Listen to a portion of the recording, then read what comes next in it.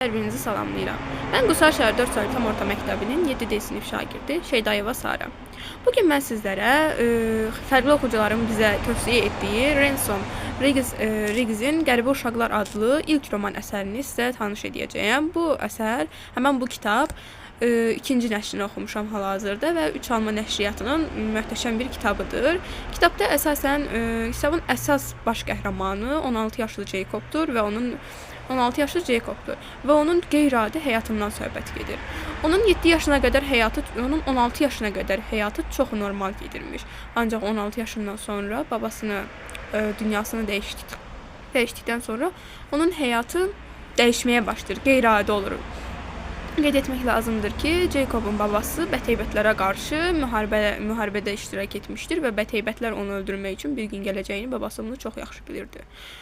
Və Jacob 16 yaşına gəlib çatır. Babası da bu keçmişinin fantastik əsərlərini, nağıllarını Jacob uşaq yaşından danışırmış. Və müəyyən zaman gəlir, Jacob bunlara inanmır. Ancaq müəyyən zaman keçdikdən sonra, 16 yaşına gəldikdən sonra babasını bir gün evdə tapmır. Və beləliklə o meşəyə gedir, evinin yaxınlığında meşə var imiş. Meşəyə gedir və babasını can verərkən görür. Beləliklə babası ona müəyyən sözlər deyir, şifrəli adanın şifrəsini deyir, ondan sonra gedəcək yeri deyir, həmən o adanı deyir.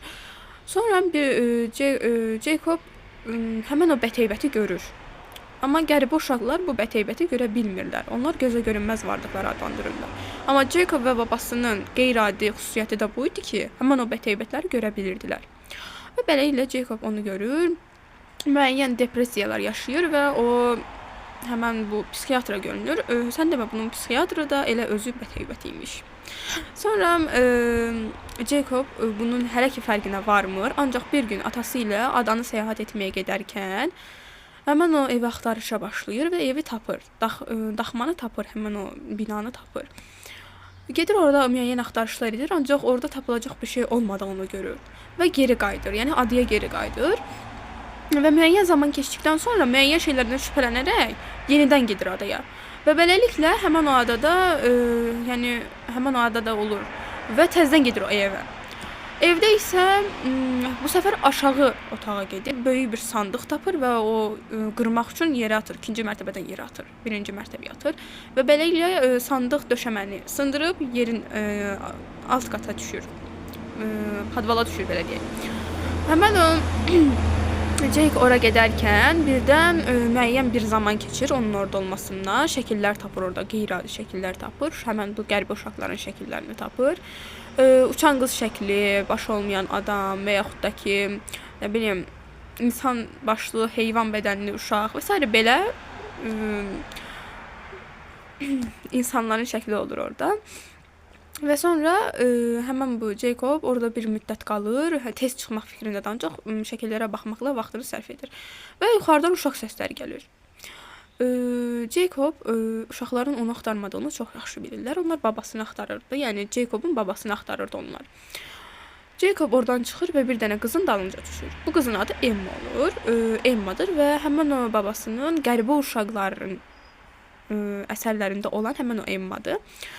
O digər, yəni 1940-cı illərdə yaşayan Emmadır prosta. O zaman portalı ilə keçiş-gediş yolunu asanlaşdırır da, yəni portaldan keçib gəlirlər. Çəmbər belə deyək. Həmən bu Jacob onun dalınca düşür və 1940-cı əsrə düşür, yəni 40-cı illərə düşür. Sonra Emma onu xanım Peregrine'in yanına aparır. Öncə Emma ondan şübhələnir əlbəttə ki. Kəndilər onların dalınca düşürlər falan filan. Onları qeyri-adi insanlar sanırlar da, belə deyək. O xanım Peregrine'in yanına aparır. Xanım Peregrine çox normal şəkildə Jacob'u qarşılayır. Və Jacob müəyyən bir zamandan sonra Emma ilə də yola getməyə başlayır və müəyyən oradakı qeyri-adi uşaqların hər biri ilə dostlaşmağa başlayır. Və bir müddət Jacob onların yanına gedir, gəlir, yəni dostluq qurur da, belə deyək. Hətta gecələri də orada qalmağa başlayır da bir-iki dəfə. Və bir müddətdən sonra adada qeyri-adi hadisələrin baş verdiyini görür Jacob. Və beləliklə bunu xanım Peregrine danışır öncəliklə. Xanım Peregrine bəteybətlərin bir gün onu tapacağını bilirdi əlbəttə ki, çünki Jacob onları görmüşdü babasını öldürdüyü yerdə. Jacob bundan şübhələnir və axtarışlara başlayır. Və bir gün məlum olur ki, həmən o bətəybət, həmən o Jacobun psixiatrı, belə deyək, Gollan bəy, həmən bətəybətlərdən biri imiş. Və o bu adaya gəldiyin gündən bu yana onu izləyirmiş ki, həmən o qəribə uşaqların yəni yaşadıkları yeri tapsın, çəmbərdən keçə bilsinlər. Və onlar çəmbəldən ki, Jacob öncəliklə həmən bu bətəybətlərlə mübarizə aparır Emma ilə bərabər.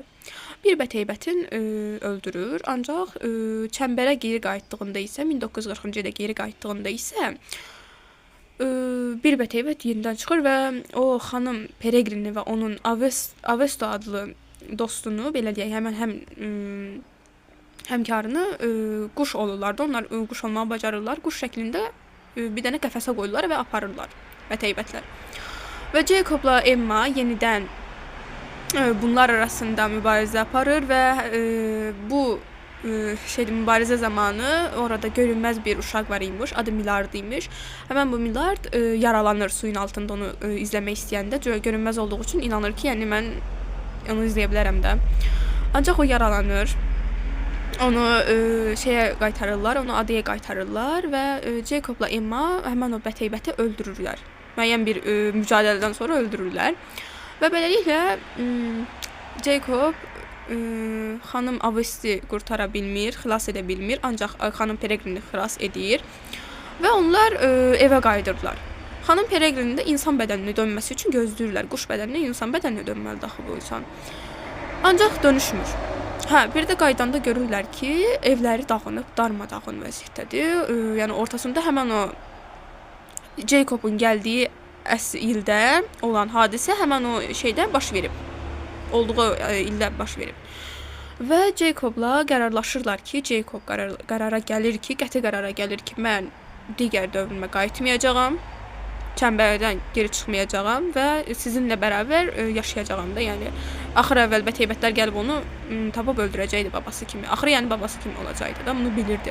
Və bunun üçün də Jacob həmən o qəribə uşaqlarla qalmağı planlaşdırır və beləliklə Jacob həmən o qəribə uşaqlarla qalır və həmən onlar evlərini dəyişirlər. Evlərini dəyişdiklərində isə, yəni məkanlarını dəyişirlər, belə deyək, başqa bir çəmbərə səyahət edirlər, belə deyək. Həmən o çəmbərdə də ondan sonra da kitabı zaten bitir, ondan sonra zaten kitab bitir. Qısa məzmununu kitabın sizə danışdım. Və ümumiyyətlə bu kitabı hər birinizə tövsiyə edirəm. Bu kitabı oxumaq hər birinizə tövsiyə edirəm. Çox maraqlı və təsirindən çıxa bilməyəcəyiniz bir kitabdır. Dinlədiyiniz üçün təşəkkür edirəm.